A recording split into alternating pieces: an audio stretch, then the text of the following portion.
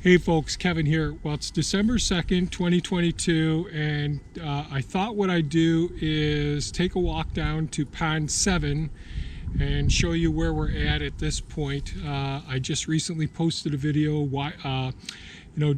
leveling off the margins around the pond. Jim had actually asked a question about why don't I go ahead and take the extra dirt that I have that I excavated out of the pond and create an island. So I'm actually up here by Pond 5. Now this is Pond 5. Made lots and lots of videos about this. The greenhouse is right here. The coop is here. Work area over there. Pond 5 has always been a leaky pond. This is really gravel property here. And Pond 5 is one of our ponds that has an island in the center over there. And when you look at the island, it's probably, when it's full like it is right now, it's probably only 25 feet wide by maybe 35 feet long. And when you look at this from the surface, because of the depth of it, it's actually shaped like a pyramid in a sense. So there's just a very narrow trench on this side that widens out as you go up the banks, and because of the depth of it, it's quite steep, difficult to actually climb up on there. So the point that I'm making now is that it really takes a lot of fill if you're going to create a pond.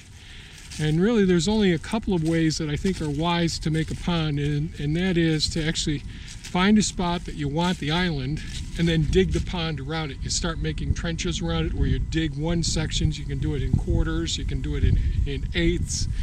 But what you're going to do is leave the original soil that's there, as opposed to depositing the soil, because you really want it really compact and all. Otherwise it's going to erode away. And the more vegetation that you have on the island, the less of a chance that it's going to erode away as time goes on. So the ponds that we have islands on them, like Pond 3 for example, that actually has trees on the center of that pond, and we excavated out around it and made a circumferential trench and then really widened out the trench. So there's the island there, and that's what, 150 feet between here and there. So this is a more gradual side of this, but the base of this island right here is about right here, out with the side of the gazebo. And that side over next to the bank over on that side is almost completely straight up and down vertical. Whereas this bank over here on this side is much more gradual sloped. And that's so that wildlife can get down into the pond as the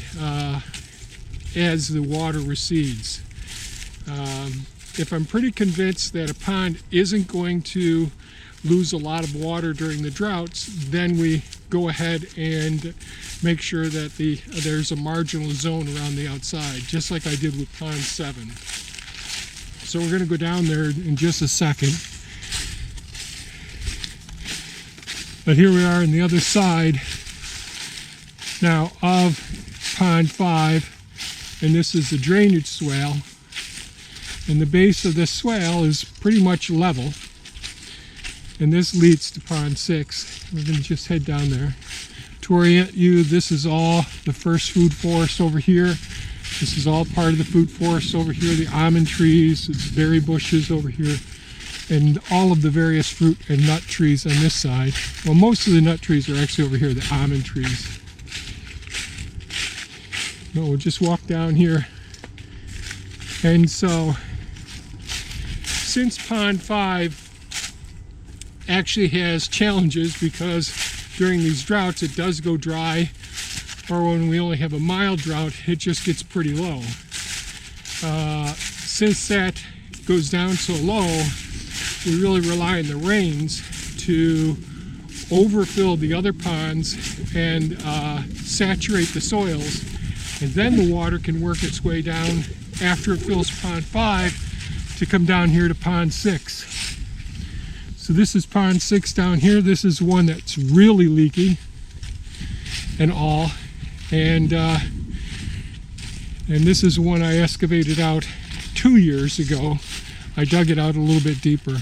Huge hugelkultur pits on that side of the pond, meaning there's lots of buried wood on that side. That's where we have the raspberry plants planted.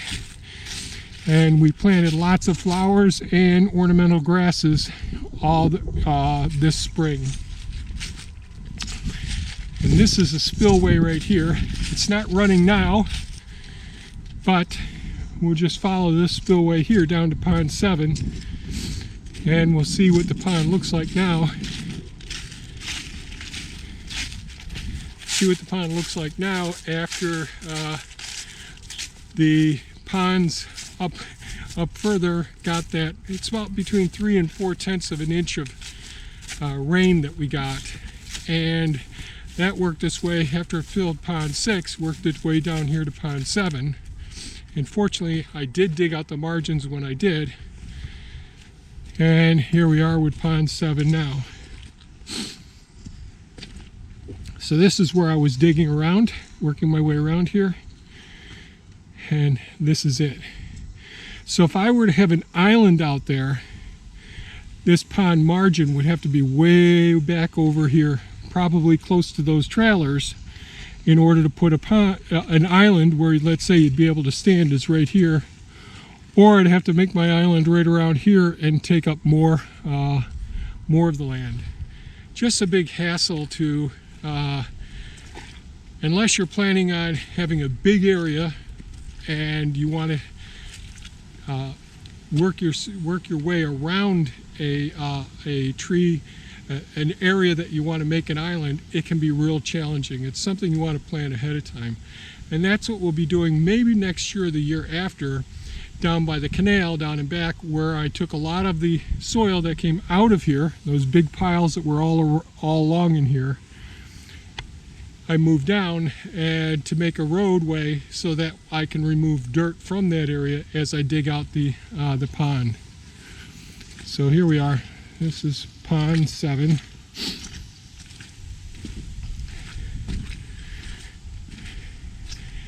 And right next to where those ornamental grasses are there, if you were to step off that side, it'd be way over your head. It's at least 8 feet deep straight down.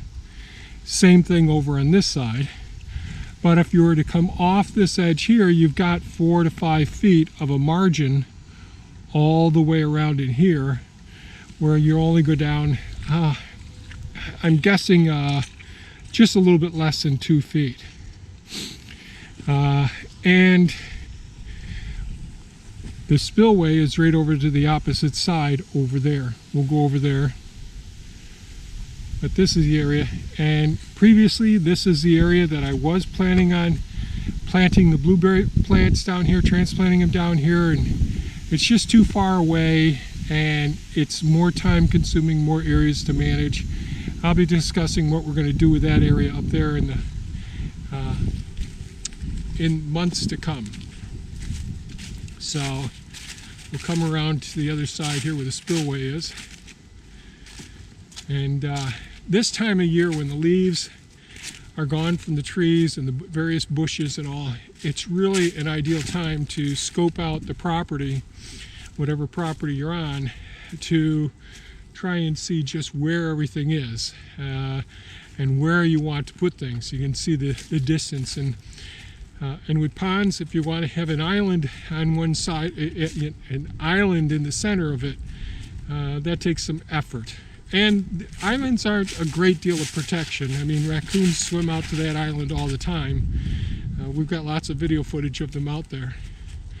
So this is a spillway where we have the roadway going through, and that's the overflow there, and it works its way down in through the forest here, and the vernal pools are there, and down below is where the big, where the pond will be, and way back in there are the beaver ponds.